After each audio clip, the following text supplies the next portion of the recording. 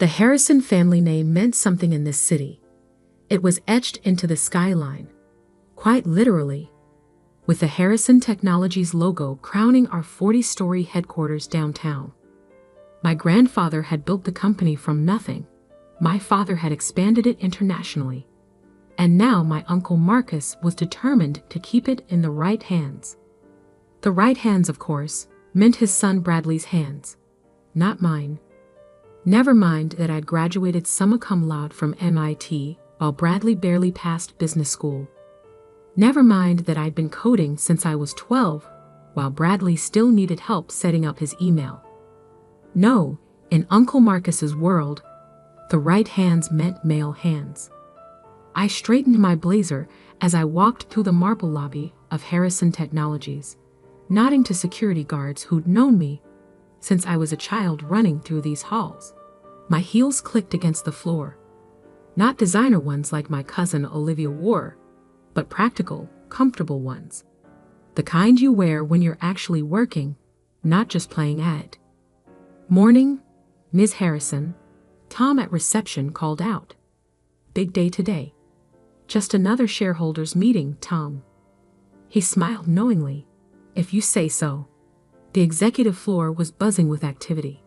Today's meeting wasn't just any shareholders meeting. It was the one where Uncle Marcus would officially announce Bradley as his successor. The fact that he'd called it 2 days after I submitted my formal proposal to modernize our entire tech infrastructure wasn't a coincidence. "Sarah." Bradley's voice boomed across the office. "Didn't expect to see you here. Thought you'd be off working on your little side projects." My little side projects. That's what they called my consulting work, the private contracts I took on nights and weekends. Work that had quietly built me a reputation in the tech world, not that anyone in the family bothered to notice. "Wouldn't miss it," I replied, keeping my voice neutral. The boardroom was already filling up. Uncle Marcus held court at the head of the table, Bradley at his right hand. My father would have been on his left, but he passed away 3 years ago, leaving his shares to me. Shares that Uncle Marcus had been trying to buy ever since. "Sarah, darling," my Aunt Patricia air-kissed my cheek. "That's a interesting choice of outfit." I glanced down at my simple black suit. No fancy labels, just clean lines and good tailoring. It's practical. "Of course, dear." She patted my arm condescendingly. "So like you to be practical." I took my seat as Marcus called the meeting to order. The usual business first: quarterly reports, market projections, development updates. Then came the moment everyone was waiting for. "As you all know," Marcus began, "Harrison Technologies has always been a family company. Today, I'm proud to announce the next generation of leadership." Bradley sat up straighter, adjusting his Rolex, a gift from Marcus for his last birthday. "However," Marcus continued, "before we make that announcement, we need to address another matter." He looked directly at me. "Sarah has submitted a proposal for what she calls a complete technological overhaul of our systems." The room shifted uncomfortably. Everyone knew Harrison Technologies had been falling behind our competitors, but no one dared say it out loud. While we appreciate Sarah's enthusiasm, Marcus's voice dripped with condescension. "We feel her ideas are too radical, too untested. She's not qualified to make these kinds of suggestions for our company." "Uncle Marcus," I spoke up, "the proposal is based on actual market research. Our current systems are outdated. We're losing clients to more innovative competitors." "Losing clients?" Bradley scoffed. "We just signed Global Tech last month. They're the biggest player in the industry." I bit back a smile. Right on cue, the boardroom door opened. "Sorry I'm late," a familiar voice called out. Traffic was terrible. Every head turned to see James Morrison, CEO of Global Tech, walking in. But he wasn't looking at Bradley or Marcus. His eyes found me immediately. "Sarah," he beamed. "There's my favorite CEO. The board's still raving about that AI integration you designed for us. Revolutionized our entire operation." The color drained from Uncle Marcus's face. Bradley's mouth hung open. "James," I stood to shake his hand. "I didn't expect you here today. Wouldn't miss it. Not after what your team accomplished with Project Phoenix." He turned to the stunned room. "Oh, you all knew about that, right? How Sarah's company, Phoenix Technologies, has been quietly transforming the industry. The AI systems she built for us increased our efficiency by 300%. Marcus gripped the table. "Your company?" I pulled out my tablet, projecting onto the main screen. "Yes, Uncle Marcus, my company. The little side projects you've been mocking? They were contracts with major tech firms. Global Tech was just the latest." Charts and graphs filled the screen. Project completions, client lists, revenue streams, all under the Phoenix Technologies banner. "That's impossible," Bradley sputtered. "You've been here, working entry-level contracts." "Part-time," I corrected, "while building my own empire. An empire that just acquired controlling interest in Dawson Systems." Another shocked silence. Dawson Systems was Harrison Technologies' biggest competitor. "But," Marcus's voice shook, "but Dawson sold to a private investment group." "Phoenix Ventures," I supplied. "My investment group, which now owns 30% of the tech firms in this city, including, as of this morning, a controlling interest in Harrison Technologies." I clicked to the final slide, a breakdown of company ownership. There was my father's inherited shares, combined with stock I'd quietly bought through subsidiaries over the past 2 years, plus proxy votes I'd secured from other shareholders who'd lost faith in Marcus's leadership. "You see, Uncle Marcus," I stood, straightening my practical blazer. "While you were focused on keeping me in my place, I was focused on building something better. And now," I smiled, "now I don't need your approval to implement my proposals. I have the votes." James Morrison chuckled from his seat. "I'd say you underestimated the wrong Harrison." The boardroom erupted in chaos. Bradley stormed out, his expensive shoes squeaking on the polished floor. Aunt Patricia looked like she'd swallowed a lemon. And Uncle Marcus just sat there, staring at the numbers that proved how badly he'd misjudged me. "The shareholders' meeting will reconvene in 1 hour," I announced. "We have some leadership changes to discuss." As the room cleared out, Tom from reception appeared with a coffee, my usual order. "Still just another shareholders' meeting, Ms. Harrison," he grinned.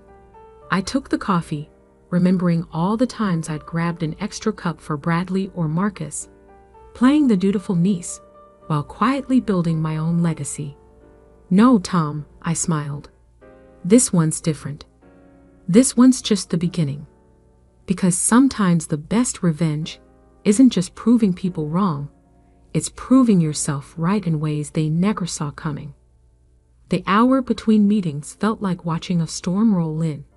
I sat in my father's old office, kept exactly as he'd left it, though Uncle Marcus had tried multiple times to have it modernized. Through the glass walls, I could see the chaos unfolding. Bradley was in the break room, tie loosened, arguing furiously into his phone, probably calling his trust fund manager, checking if he could afford to leave the company. He couldn't. I'd already confirmed that his expensive lifestyle had left him deeply in debt. Aunt Patricia fluttered between groups of shareholders trying to damage control, her perfectly manicured hands gesturing frantically as she attempted to spin the situation. But the numbers on my presentation had been clear, undeniable. My phone buzzed with messages. From James Morrison. Brilliant show. Board meeting at Global Tech next week. We should discuss expansion plans. From my CFO, Michael. Dawson Systems transition complete. Their tech team is ready for integration. From Bradley's wife, Victoria. Whatever he's done, please don't cut him off completely. The kids' private school. I ignored them all, focusing instead on the email I was crafting to the entire Harrison Technologies staff. They deserved to hear about the changes from me directly, not through gossip and speculation. A knock at the door interrupted my typing. Come in. Eleanor Chen entered. The company's head of legal for 30 years, and one of the few people who'd known about my parallel empire building. She'd been my father's closest advisor, and after his death, she'd become mine. The vultures are circling, she said, closing the door.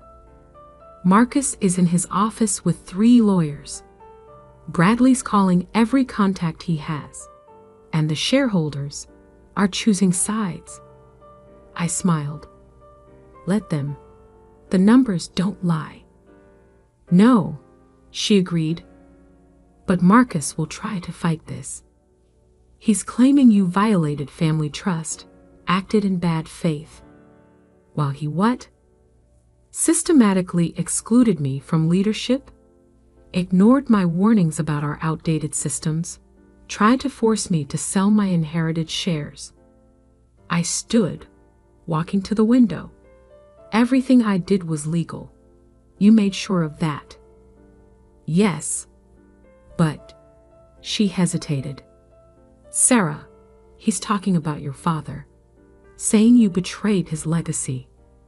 That hit harder than I expected. I turned back to face her. My father built this company on innovation, on seeing possibilities others missed. Uncle Marcus turned it into a boys' club, running on outdated tech and nepotism. Who really betrayed the legacy? Before she could answer, my phone buzzed. A message from Tom at reception. Your mother's here. I hadn't expected that. Mom had stayed out of company politics since Dad died, focusing on her charitable foundation instead. Her arrival now meant things were about to get complicated. Send her up. Eleanor gathered her files. Want me to stay? No, but be ready for the shareholders' meeting. Marcus won't go down without a fight. Mom entered moments later, looking exactly as I remembered from childhood. Elegant, composed, and impossible to read. Quite a morning, she said, settling into one of the visitor chairs. Your uncle's having what appears to be a stroke. He'll survive. Bradley's wife is crying in the ladies' room. She should be more concerned about their credit card debt. Mom studied me carefully. You've been planning this for years, haven't you? Since the day Uncle Marcus patted me on the head and said I should focus on finding a husband instead of learning coding. I met her gaze. Since he started grooming Bradley for a position he couldn't handle. Your father, she began, would be proud. I finished firmly. He taught me everything I know about business, including the part about keeping your cards close until you're ready to play them. A small smile touched her lips. He did always say you were the smartest one in the family. She reached into her bag, pulling out a worn envelope. He also left this for you. Said to give it to you when the time was right. I think this qualifies. The envelope contained a single sheet of paper, a letter dated 3 months before his death. Dear Sarah, if you're reading this, you've finally done it. Taken control. Proved what I always knew, that you were born to lead, not follow. Marcus never understood that innovation doesn't care about gender or age. It cares about vision. I've watched you building your own empire in secret, using the lessons I taught you about patience and strategy. I've seen your name rising in tech circles while the family remained oblivious, too busy protecting their own positions to notice the future passing them by. You're probably wondering why I didn't stop Marcus from sidelining you. Truth is, you needed that challenge. Needed to build something on your own, without the family name opening doors. What you've created is yours, truly yours. The company is changing. Technology is changing. The old ways won't work anymore. Harrison Technologies needs a leader who understands that. Who can bridge the old and the new? Make me proud, sweetheart. Show them what a Harrison can really do. Loved, Dad. I folded the letter carefully, fighting back tears. Mom reached across the desk, squeezing my hand. He knew, she said softly. He always knew you'd be the one to save the company. A knock at the door. Elena again. It's time. Everyone's reassembling. I stood, straightening my blazer, ready to watch Uncle Marcus's world implode. Mom smiled, a real smile this time. Lead the way, CEO.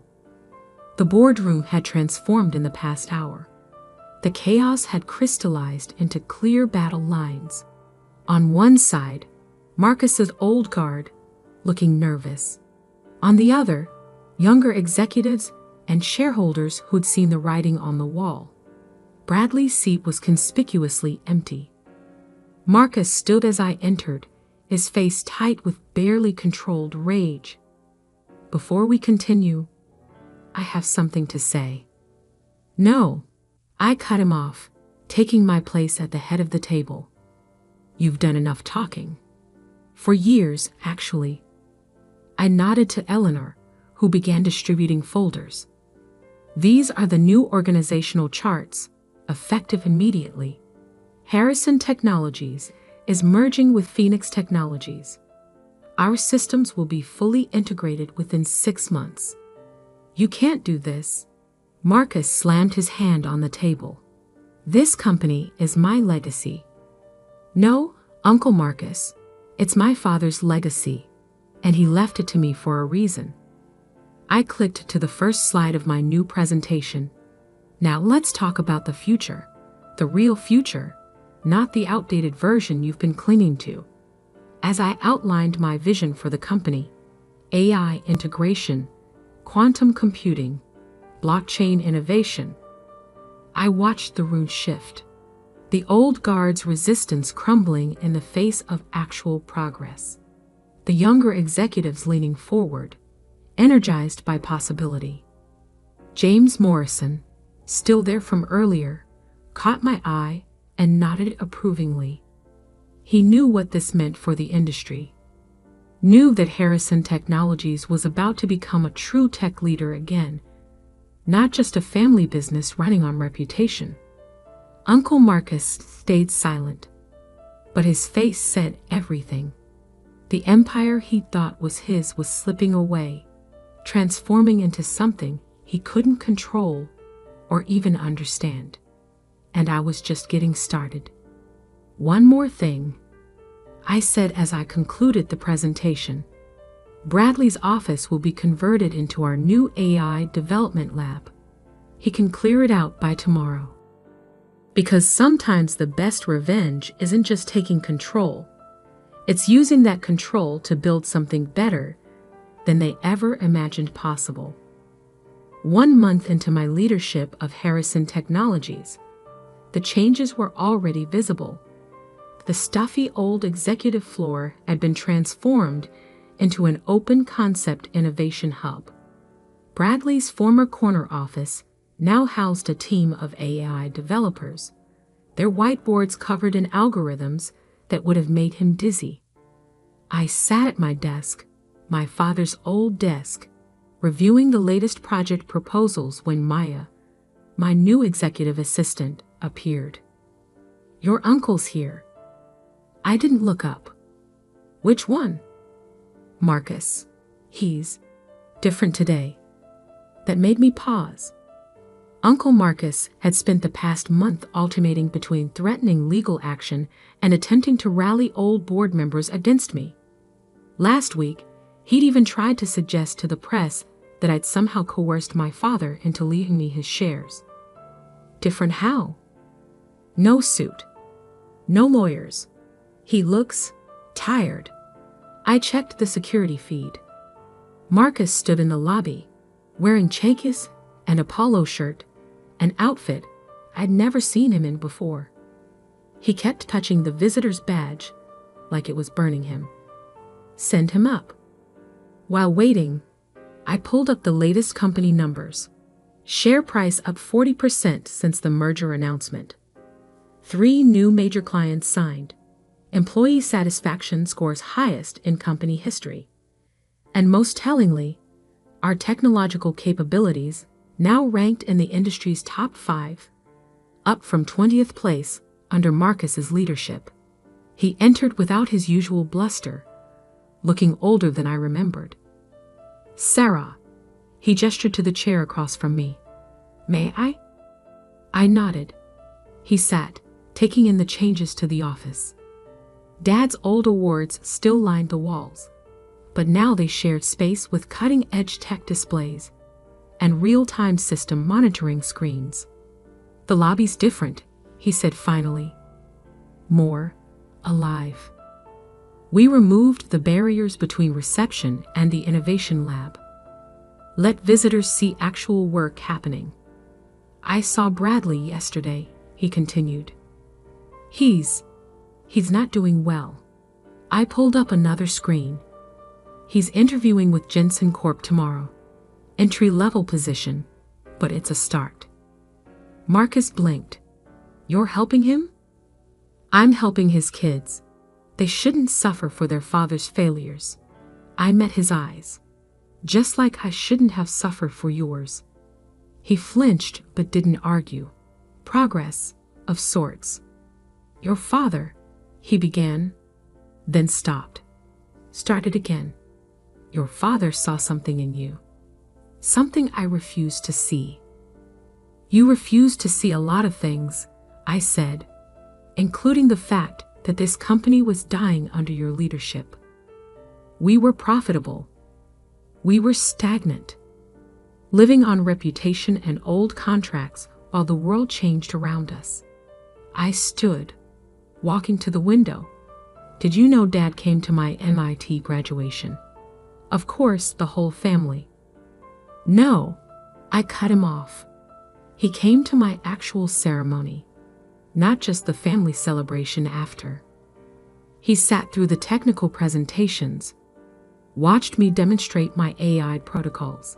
He understood what I was building. The AI that's now revolutionizing our systems, Marcus said quietly. The AI that could have revolutionized them years ago, if you'd listened. I turned back to face him. Why are you here, Uncle Marcus? He pulled out an old photo from his pocket. Him and Dad as young men, standing in front of the original Harrison Technologies building. We had dreams back then. Big dreams. Somewhere along the way, I forgot what they were. Started focusing on maintaining instead of building. And now I'm watching my niece rebuild our company into something I don't fully understand, but something that matters again. He placed the photo on my desk.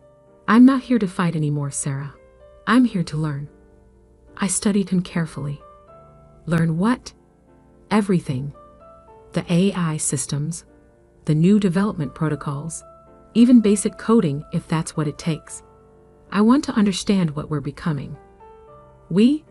If you'll have me, not as an executive, not even as a manager, just as someone who wants to be part of the future instead of clinging to the past.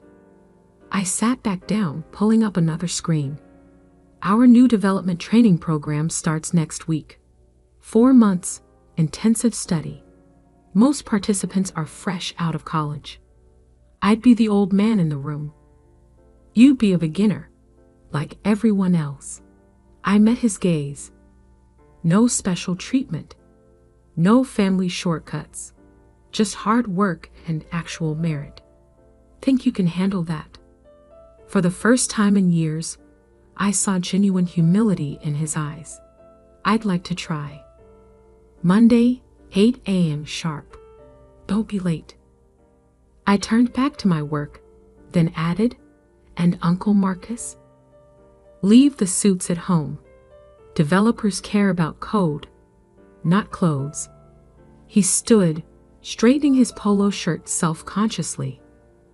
Thank you, Sarah, for not just pushing me out. That's not what Harrison Technologies is about anymore. We build things here, including people. After he left, Maya brought in the afternoon reports and a fresh coffee. Bradley's wife called, she said. The kids' tuition is taken care of through next year. Anonymous donation. I nodded. Good. And the new tech scholarship program? Fully funded. First class starts next semester. 15 students from underprivileged backgrounds. Full ride plus internships. Make it 20, I said. And make sure they know there's a place for them here after graduation. Merit-based, of course. Of course. She paused at the door. Your mother called too. The family wants to do dinner. I thought about it. About all the family dinners where I'd sat quietly while Bradley boasted and Marcus planned, and everyone assumed they knew what success looked like. Tell them yes, I said finally. But here, not at the house. I want them to see what we're building. That evening, working late as usual, I added another photo to the wall. Not the old one of Marcus and Dad, but a new one taken at last week's hackathon. Dozens of developers, including several who'd been with me secretly at Phoenix Technologies, all working together to create something revolutionary. In the background, you could see my father's old awards, reminding us where we came from. But the future? The future was in the lines of code filling the whiteboards, in the young faces eager to innovate, in the way we were transforming a family business into a true tech leader. My phone buzzed. A message from James Morrison. Board meeting tomorrow. Ready to show them what real innovation looks like. I smiled, looking out over the city where Harrison Technologies had always been a landmark, but was now becoming a beacon. Always ready. I typed back. After all, the future belongs to those who build it. And we were building something extraordinary. The next morning, I arrived early as usual. Tom was already at his post in the redesigned lobby, watching young developers stream in with their coffee and laptops.